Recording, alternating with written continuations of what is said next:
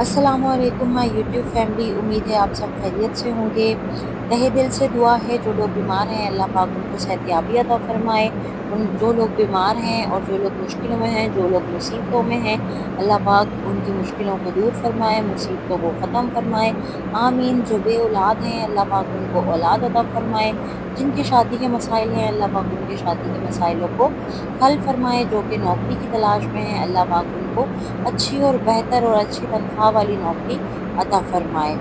आमीन। कमेंट में आमीन ज़रूर लिख दीजिएगा, क्योंकि आमीन 40 बार कहा जाता है तो दुआएं कबूल हो जाती हैं। और दुआएं मांगने से पहले भी और आपसे यही मैं कहूँगी कि आप अपने लिए भी दुआ मांगा करें और सबके लिए भी दुआ मांगा करें, ताकि अल्लाह पाक आपकी दुआओं को अगर वो कबूल फरमाता है तो आप भी किसी की मुसीबतों को, मुश्किलों को दूर करने का ज़रिया बन सकते हैं। तो आज का जो अमल है वो नौकरी के लिए है। बहुत ही तीर बहदफ अमल है ये। इसमें थोड़ी सी मेहनत लगेगी, लेकिन एक ही बार अगर ये अमल करें तो हाजत, ज़रूरत, मुश्किलें ख़त्म हो जाती हैं, हाजतें पूरी हो जाती हैं, दुआएं कबूल हो जाती हैं। हमारी एक कमेंट जिन्होंने किया था हमारे चैनल पर भी, उन्होंने ये वजीफ़ा उन्होंने पढ़ा भी है और वो ही ये बताती भी हैं कि जो ये अमल उन्होंने तब किया था अपने शौहर की नौकरी के लिए। उनके घर के हालात शौहर की नौकरी छूटने की वजह से बहुत ज़्यादा ख़राब होते जा रहे थे। नौकरी नहीं थी, उनके शौहर बेरोज़गार हो गए थे, जिसकी वजह से घर के मसले मसाइल बहुत बढ़ गए थे। उनके पास कोई किसी तरह का रोज़गार मौजूद नहीं था। लाख कोशिशें करने के बाद भी उनको नौकरी नहीं मिल रही थी, जबकि वो हर चीज़ के काबिल भी थे। जहाँ जहाँ जाते इंटरव्यू देते, लेकिन उनको कॉल नहीं आ रही थी। तो फिर उनकी बीवी ने ये अमल करना शुरू कर दिया, क्योंकि हालात बद से बदतर होने की तरफ जा रहे थे। उन खातून ने इस अमल को पढ़ा और एक ही बार इस अमल को उन्होंने इतने यकीन के साथ अल्लाह से पढ़ा, इतने यकीन के साथ अल्लाह से उन्होंने मांगा है, इतने यकीन से अल्लाह ताला के सामने इस अमल को उन्होंने पढ़ा है कि अल्लाह पाक ने उनकी झोली को भर दिया, उनकी दुआ को कबूल फरमा लिया। और एक ही बार अमल करने से उनके शौहर को अल्लाह पाक ने अच्छी नौकरी अता फरमा दी। और जैसी उनको चाहिए थी, जैसी तनख्वाह उनको चाहिए थी, उसी तरीके की नौकरी अल्लाह पाक ने उनकी झोली में डाल दी है। तो आप भी अगर इस अमल को करना चाहते हैं तो आपने परेशान नहीं होना। आप अपनी किसी भी हाजत के लिए, ज़रूरत के लिए, मुश्किल के लिए, परेशानी के लिए, दुआ को कबूल करवाने के लिए, शादी के लिए, नौकरी के लिए, जिस भी जायज़ काम के लिए इसको पढ़ेंगे इंशाअल्लाह फ़ौरी असर होगा। तो वज़ीफ़ा आपने उस वक्त करना है जिस वक्त आप बिल्कुल फ्री हो, ताकि आपको वजीफ़े में से बीच में से उठ के ना जाना पड़े।